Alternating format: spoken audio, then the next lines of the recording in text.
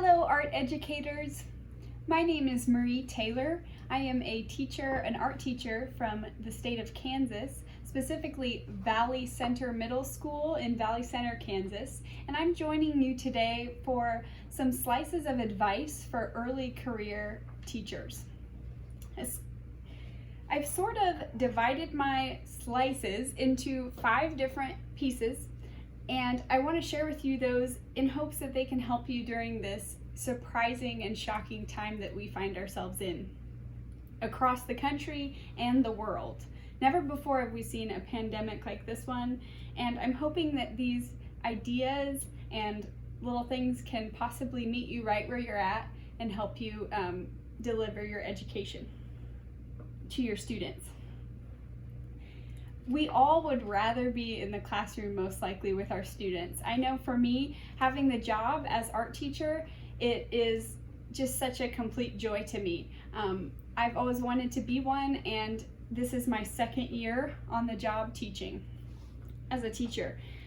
I really look forward to seeing my students and cultivating their creativity and just getting to know them as people. So, for the first slice of advice for early career teachers, and really any teachers, is to do your best to not worry. I know that's much easier said than done, but advice number 1 is don't worry. Remember that you can only control certain things, and no teacher, regardless of their prior experience, even if they've had 100 years teaching, has ever seen a time quite like this one that we find ourselves in. So try to stay calm. Also, I want to mention alongside that, early on in teaching, I caught on that it's sort of like the students mirror or respond to you a lot. If I was not enthusiastic about a lesson and I delivered it, my students often would not meet me with enthusiasm either. So they are watching you, and they are in some ways mirroring you. If we let worries run our demeanors, the students are bound to worry as well. We should be examples in this time of need for our country and world to the best of our ability of staying calm and worry-free and being ourselves so that our students can do so also. The second slice of advice I have is take care of yourself. As my mother-in-law says a lot, stay hydrated. I'm not kidding about this one. In the fall, during the year, I assistant coach cross country, and people say that nonstop. Drink your water, stay hydrated. Do your best to be kind to yourself and take care of how you're feeling and what your body needs. Do your best to be peaceful during this time. I know sitting through a lot of Zoom meetings, I was not exactly feeling peaceful this week in preparation for these big changes from the norm. But you just have to do your best to take care and know what you need. Sometimes that means turning things off and letting yourself rest in preparation for game day. The third slice of advice I have is make your own art. This is a challenging one. Sometimes we get so wrapped up in guiding students and teaching them that we forget that we ourselves as art educators are often artists also. Take time for yourself to make art.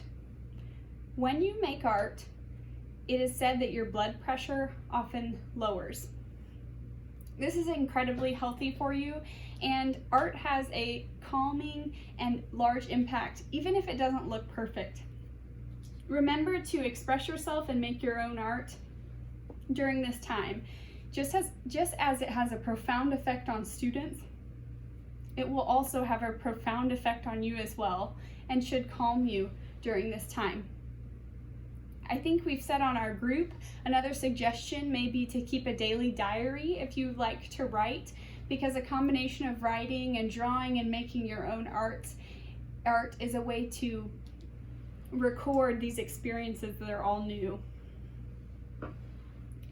So that brings us to slice of advice number 4. and that is, remember, not all students have technology. Across our world right now, not all teachers have technology, and definitely not all students. Remember that the child that you may not know what their home life is like. You cannot predict whether on any given day they will have a solid signal or access to technology, or even quiet rooms, some of us that have pets. And so this will impact our children quite a lot as we deliver instruction. Remember that they may not have access, and develop lessons that are very flexible and give options of high technology as well as low technology. So that would be important. My final slice of advice, number 5, is to allow choice within your assignments that you give. This is something that is a little bit terrifying at times. In my art classroom, there have been lessons where I have decided to try to give them lots of choices. At those times, I would lay out big bins of supplies across the back counter. And let me tell you, looking at those bins, I was at times terrified on how things would turn out given so much option and choice. Don't get me wrong, guidance and teaching is very important for your lessons to be successful, but choices too. I've noticed when you give your students more options and choices, they take more ownership of their artwork. So I would definitely recommend choices on how you continue your instruction, and again, the high-tech and low-tech options within those choices. So when I allowed my students to have choices on how they responded to a given lesson, their creativity and solutions were shocking. I was always really proud of what they came up with. Finally, I want to mention to you that one statement, and that is that art helps imagination thrive. Imagination is really, really important now and in the future. Imagination is absolutely critical to the quality of our lives. Imagination enables us to leave our routine everyday existence. It gives kids and adults alike problem-solving skills, and it's so important. I would say there is no one that doesn't want to hire someone that has a large imagination. As art teachers, it's our job to deliver and foster that creativity and imaginative spirit, and I know that many of you do that in so many exciting ways. It's really been a joy to see the ideas and the exchanges that have been happening in our group, Online Art Educators, because there's just so many voices and so many different options for your art room and its delivery, especially as right now.